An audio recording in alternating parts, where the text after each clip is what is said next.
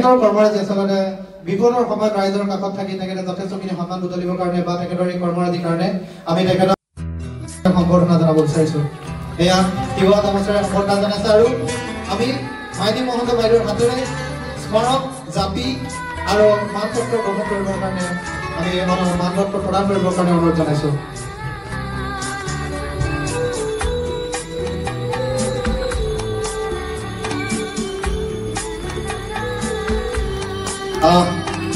ইয়াৰ পিছতে আমি মঞ্চলৈ আমন্ত্ৰণ জনাব বিচাৰিম।